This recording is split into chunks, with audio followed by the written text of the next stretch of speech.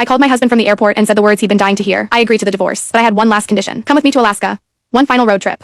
Retrace every place we fell in love. He thinks I'm trying to trap him. He has no idea I'm dying. Late-stage stomach cancer. 1 month left. I just wanted 7 more days of pretending we were still us.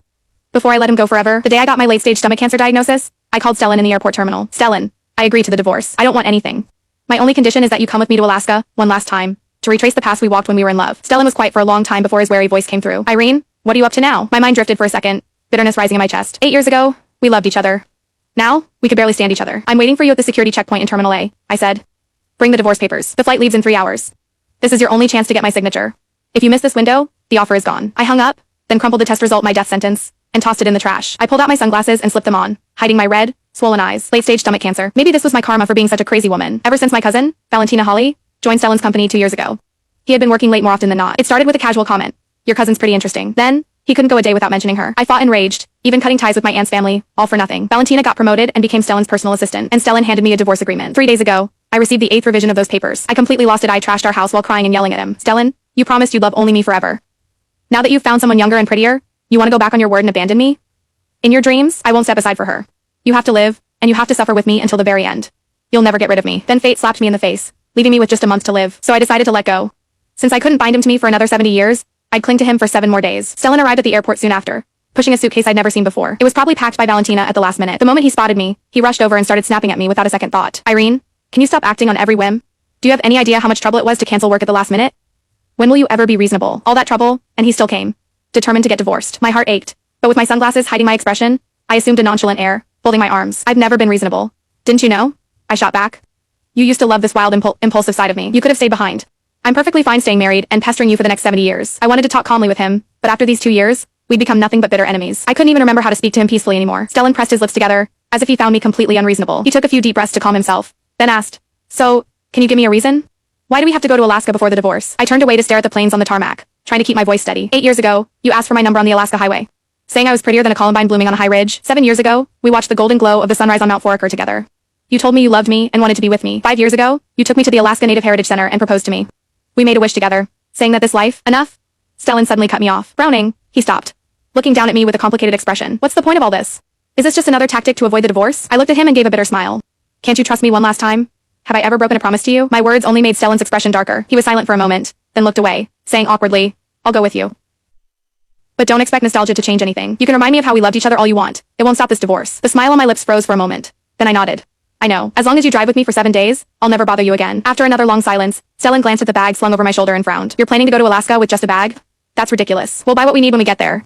You'll have to change out of that suit anyway. My bag held nothing but the necessary documents and a full set of makeup to hide the truth that I was dying. As for the expensive clothes, there was no need to bring them. I never planned to come back. After all, I'd let my life flare up one last time in Alaska's thin mountain air, and then, a devoted priest would conduct a rare and ancient funeral ceremony for me. I wouldn't leave anything behind. The plane took off quickly, and a few hours later, we landed in Anchorage. I'd never suffered from altitude sickness before, but the moment I set foot on the ground, a wave of suffocation wrapped around me, and my stomach twisted with cramps. I reached into my bag, shook 2 cancer pills into my palm, and swallowed them without water. Stellan, walking ahead, happened to glance back just then. He paused, surprised. What are you taking? I hesitated for a moment, about to answer, but he scoffed. Is it those little antidepressant pills again? The sarcasm in his voice was like an invisible hand squeezing my throat, leaving me speechless. Years of endless arguments had left me with severe depression. At my worst, I mixed the pills into ice cream and ate them spoonful after spoonful, only to throw up until I bled. But it never made Stellan feel sorry for me. Never made him regret. To him, I was just a crazy woman faking depression for sympathy. So now, I simply put the pills back in my bag and replied offhand, for altitude sickness. Maybe I imagined it. But Stellan seemed to relax a little. He slowed his pace. I remember you never got altitude sickness. How did your health get so bad in just a few years? A few years was all it takes for love to fade. For people who swore to be together forever to drift apart. Getting sick doesn't seem so hard to understand after all. I didn't answer. I just said, don't worry.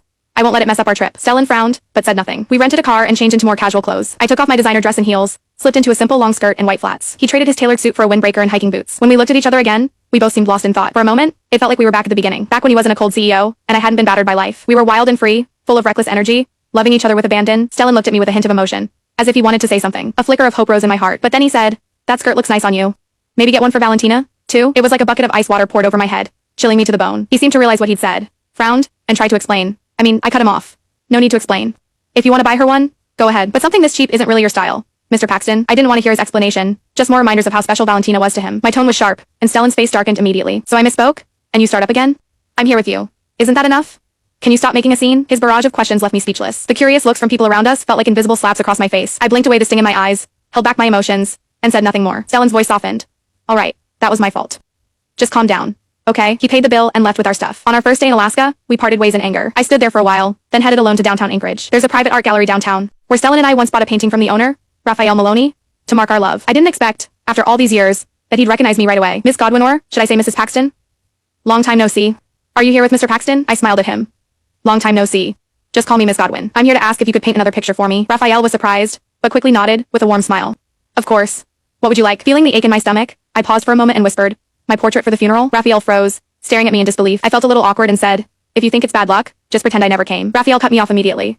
No, it's an honor. He said it quietly, his gaze lingering on my frame. Suddenly, I felt a pang of sadness. Even an old friend I hadn't seen in years could tell how much weight I'd lost. Yet the man who shares my bed and dreams hasn't noticed at all. Or maybe he has, but just doesn't care. I sent Raphael my favorite photo and arranged to pick up the painting in 7 days, then headed back to the hotel. I'd booked the same hotel where Stellan proposed to me years ago, and even requested the same room. I'd hoped returning together might stir up some memories. But when I walked in alone, the only thing left was the glow of the ambient lights. Stellan was already asleep. Disappointment washed over me. But then my attention was drawn to a plate of pasta left on the table. I paused, legs stiff, walked over, and saw that the plate was full, still steaming. The haze of warmth made my eyes sting and fill with tears. He would still leave me a plate of pasta, but he'd never wait up for me again. Maybe that's for the best. At least when I'm gone, he won't lose sleep. I forced down a few bites, but the stomach pain sent me rushing to the bathroom, where I threw it all up. Staring at my reflection, even my foundation couldn't hide how gaunt I'd become. All I felt was exhaustion. I'd imagined this trip as something unforgettable, but my body was burning out too fast for anything spectacular. The next morning, I woke to find Stellan sitting at the edge of the bed, watching me. For once, he offered an explanation. I was in meetings all day yesterday, so last night I was exhausted. And oh, the night before, he hadn't come home at all. Valentina had posted an Instagram of them drinking late together. I didn't bother to argue. I just murmured a reply, got up, and started my morning routine. As I was putting on foundation, Stellan commented, you look so pale now. You never wore makeup in Alaska before. I paused. If you want to call me an old hag, just say it. Stellan was caught off guard, his irritation flaring as he muttered that I was impossible, unreasonable, a pain in the ass. After another round of bickering, we checked out and rented an SUV, heading for Eckleton Lake. It's one of Anchorage's most iconic lakes. 8 years ago, after we exchanged numbers on the Alaska Highway, we bumped into each other again at Eckleton Lake. That day, the wind was fierce, and the lake sparkled. I was busy snapping photos with friends, and he handed me a thick shawl. Looking back, maybe it was that shawl that warmed me to my co-ray. We parked by the lake, and as I was about to get out, Stellan's phone rang. He snatched it up quickly, but I still caught a glimpse of Valentina on the screen. I need to take this. His last word was drowned out by the sound of me slamming the car door. I got out, feeling his eyes on me, but I just pulled the shawl tighter and walked alone toward the water. The wind was even stronger than it was years ago, but sunlight washed the lake in brilliant blue. Standing at the shore, I felt none of the excitement or awe I once did, just a sense of peace. I thought, if my soul stayed behind after I died, embraced by a lake this clear, maybe death wouldn't be so frightening. Careful. Suddenly, a hand grabbed me. I turned to see two young women, concern etched on their faces. Miss, I saw you almost walk into the lake. Are you okay? Only then did I realize I was about to step into the water. My heart skipped, but I was touched, and I shook my head. I'm fine. Thank you. Noticing how lightly they were dressed, I took off my shawl and handed it to them. Don't catch a cold, health is the best foundation for beauty. The words tumbled out, echoing something Stellan once said, and for a moment, I felt disoriented. One girl took the shawl, confused. But what about you? Before I could answer, the other glanced behind me. Is that your husband? He's really handsome. I turned and saw Stellan walking toward me, holding a jacket. His voice carried on the wind, tinged with exasperation. I knew you wouldn't take care of yourself.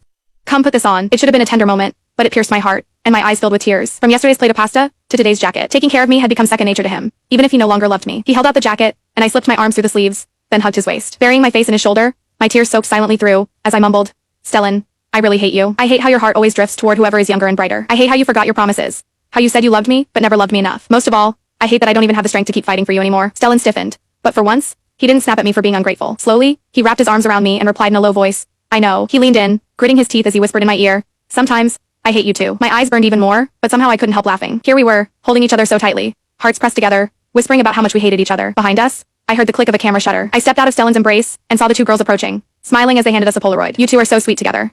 You're perfect for each other. Stellan took the photo, staring at our locked embrace in the image, unable to say a word. I smiled and played along. Yeah, we met here 8 years ago. Now we're back, reliving those beautiful memories. I spun our story into a fairy tale, painting our past as something magical. The girls were thrilled, saying Stellan and I made them believe in love again. I laughed, too. They invited us out for seafood boils. As we turned to leave, I noticed Stellan's eyes were strangely red. He walked behind me, using his broad shoulders to shield me from the wind, and suddenly said, I should get a pair of sunglasses too. The wind here is brutal. Dinner turned lively with the girls joining us. I couldn't eat much, so I kept the conversation going. Watching their faces glow with youth, the pain in my body felt lighter for a while. After dinner, it was time to go our separate ways. They wanted to exchange contact info, but I gently joked, if fate wants it, we'll meet again. After all, there was no point in making new friends. I was about to die. Besides, every new bond comes with the risk of tears. Back in the car, Stellan, who had barely spoken, suddenly asked, weren't you always the type to make friends on the road? Why didn't you add them? I answered casually, learn my lesson. I don't give out my info so easily anymore. Stellan's face darkened, and though he stayed quiet for a long time, he didn't start a fight. He looked at me with resignation and said, can't we just have a normal conversation? You're so warm and chatty with strangers, but with me it's nothing but sarcasm and cold shoulders. I thought he was the unreasonable one. Strangers are just strangers. They haven't hurt me. He's the closest person in my life, yet he's the one who left me battered and broken, drowning in pain. I shot back. When I tried to talk to you before, you always said I was making a scene. When he loved me, my outbursts were adorable and lively. When he stopped loving me, my boldness and honesty became proof that I wasn't mature enough. I questioned myself, tried to reconnect, Tried to go back to how things were, but it was useless. When I tried to be myself, he'd criticize. If I tried to be gentle, he'd say I was copying Valentina. Once love fades, nothing I do is right anymore. Stellan stayed silent for a long time. Only when the scenery changed, did he quietly say, I won't say that about you again. I didn't respond. He seemed to forget, we don't have an again. As dusk settled, we climbed Hatcher Pass. Against the vivid sunset, prayer banners on the slope whipped and rattled in the wind. I'd heard that natives generally believe that all living beings and natural elements, including mountains, caves, and rivers, possess souls or spirits. Once, with my heart racing for Stellan alone, I stood by the mountain pass and made a wish to the distant lake. I want a love with Stellan that burns brighter than anything. Now, I steadied myself and smiled at Stellan.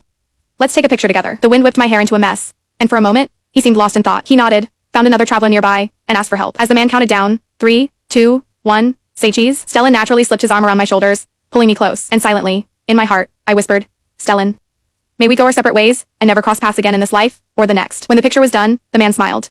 You two really seem to have something special. This time, I stayed quiet. Stellan smiled and nodded for us both. I sat on a rock nearby, watching him laugh and chat with others, feeling something inside me collapse. I used to think about getting hypnotized, erasing him from my memory. Now I realized it. This was the person I loved with everything I had. Maybe only death can finally bring it to an end.